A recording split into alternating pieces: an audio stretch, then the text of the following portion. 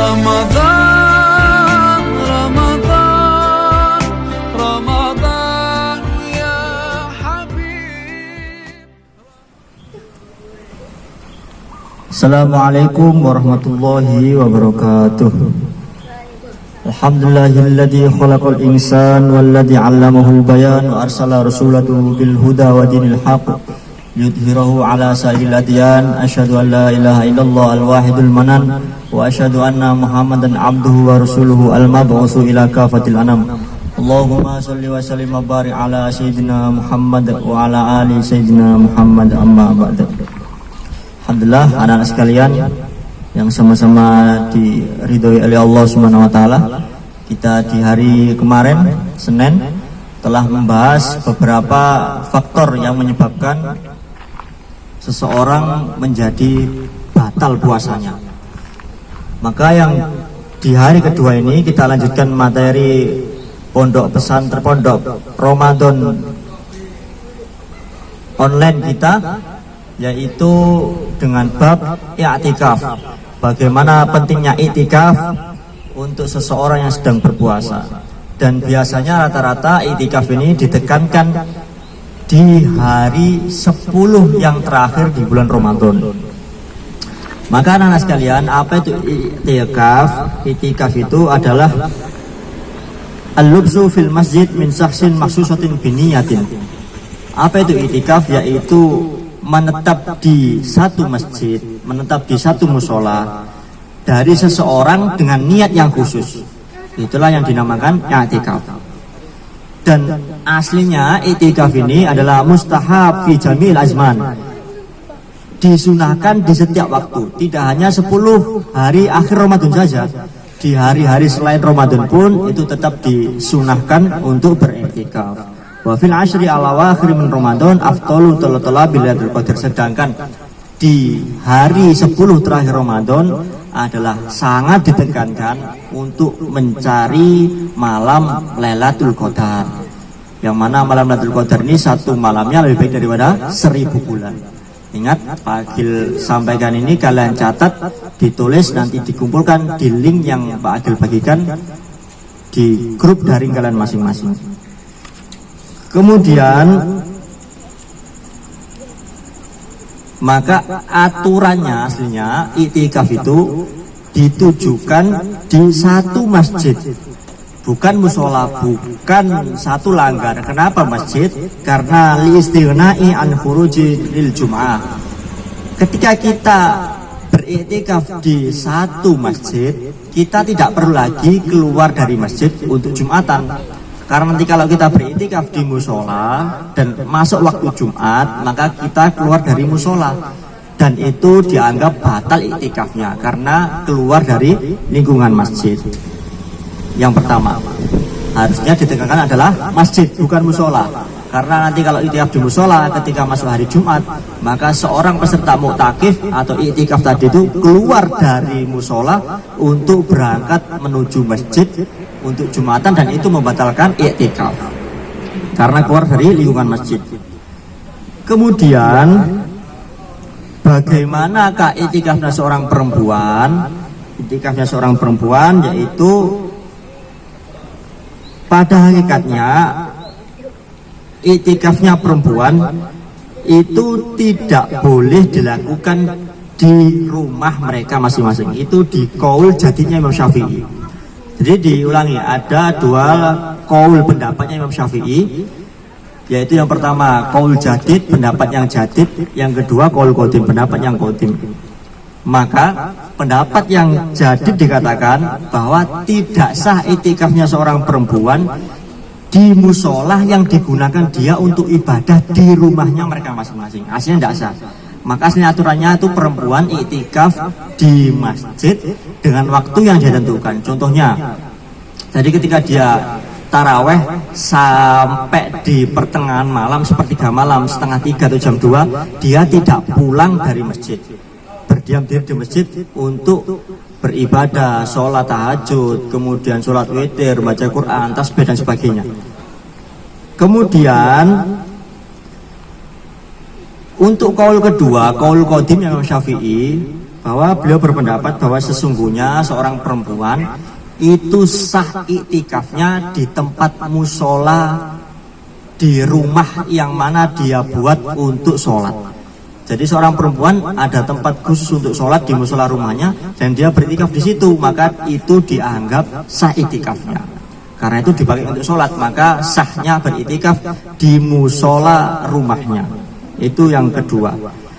Akan tetapi karena kita lihat sekarang ini berbagai macam fitnah, ya, ketika ada perempuan berangkat ke masjid ini diolok-olok oleh laki-laki atau sebagainya, diomong-omongin macam-macam, maka lebih bagusnya seorang perempuan beriktikaf di rumah masing-masing dan mendukung ahli keluarga yang laki-lakinya untuk berangkat ke masjid untuk beriktikaf. Contohnya kalian punya adik laki-laki, kakak laki-laki, kemudian punya bapak, diperintahkan untuk iktikaf di masjid, sedangkan yang perempuan iktikafnya di musola rumahnya masing-masing. Karena barang siapa yang membantu berperang, membantu mempersiapkan peralatan berperang, maka itu sudah dianggap berperang. Jadi bagi yang perempuan membantu iktikafnya saudara laki-lakinya atau bapaknya atau adiknya atau kakak laki-lakinya untuk berangkat ke masjid adalah sama seperti mendapat pahalanya orang yang iktikaf di masjid.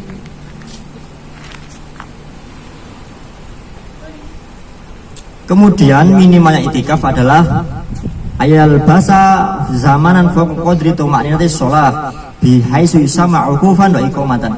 Jadi takaran minimalnya iktikaf adalah seukuran dia menetap di masjid sejenak dan dia dianggap menetap pada waktu itu. Jadi maksudnya ukufan wa iqamatan, entah itu berdiri sejenak di dalam masjid untuk baca satu wirid subhanallah walhamdulillah wala ilaha illallah akbar dalam keadaan berdiri atau duduk. Pokoknya dia masuk masjid dengan niat iktikaf, nawaitul iktikaf sunatan lillahi ta'ala, kemudian membaca beberapa tasbih, membaca beberapa ayat Al-Quran, maka itu dianggap sudah dapat pahala iktikaf. Tetapi yang terbaik ya dihabiskan waktunya di masjid, tidak keluar-keluar di masjid, menyiapkan buka puasanya, menyiapkan sahurnya di masjid. Ini yang terbaik. Iktikaf yang terbaik seperti itu. Jadi dia tidak keluar dari lingkungan masjid sama sekali.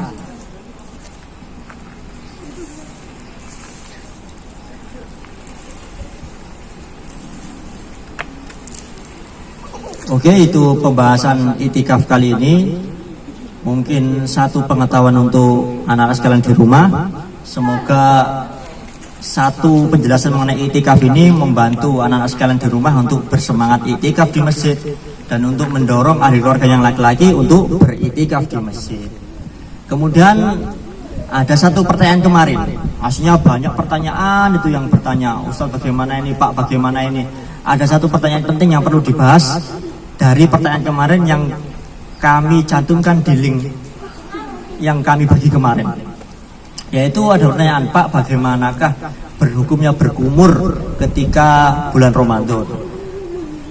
Hukum sikat gigi memakai siwak berkumur di bulan Ramadan itu hukumnya boleh, masuk makruh ketika zawalus syams, ketika tergelincirnya matahari, maknanya waktu zuhur. Jadi waktu kalian boleh berkumur, sikat gigi, bersiwak itu dimulainya sejak subuh sampai sebelum zuhur. Maka kalau sudah masuk zuhur melakukan perkara-perkara tadi itu hukumnya makruh.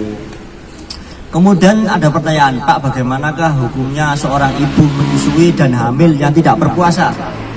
Maka diperinci, kalau ibu hamil dan menyusui tadi itu dia tidak puasa karena takut dengan dirinya sendiri, bukan karena janinnya, hanya takut dengan dirinya sendiri. Nanti jangan-jangan kalau saya puasa saya tidak bisa memproduksi susu, nanti kalau jangan-jangan saya tidak puasa nanti janin saya menjadi ada masalah. Dia tidak puasa karena takut dengan dirinya sendiri, maka dia wajib mengkodok puasa yang dia tinggalkan. Kemudian yang kedua, kalau ibu menyusui dan ibu hamil tidak berpuasa karena takut dengan dua orang, pertama dengan dirinya dan dengan bayinya. Jadi dia punya alasan, nanti saya kalau puasa nanti diri saya ada apa-apanya, susu saya tidak keluar dan bayi saya bermasalah. Atau yang hamil, nanti saya kalau tidak berpuasa saya nanti lemas dan ada apa-apanya dan janin saya bermasalah. Nah, kalau dia takut berpuasa karena dua alasan tadi, maka dia wajib qadha dan fidyah. Wajib qadha dan fidyah. Fidyah itu membayar denda. Maka ini pendapat yang kuat. Ada pendapatnya kedua orang sahabat, yaitu Sayyidina Ibnu Umar dan Sayyidina Abdullah ibnu Mas'ud. Beliau mengatakan orang yang hamil dan menyusui yang tidak berpuasa takut karena dua orang, karena dengan dirinya sendiri dan karena bayinya, itu hanya membayar fidyah. Fidyahnya yaitu 1 mud.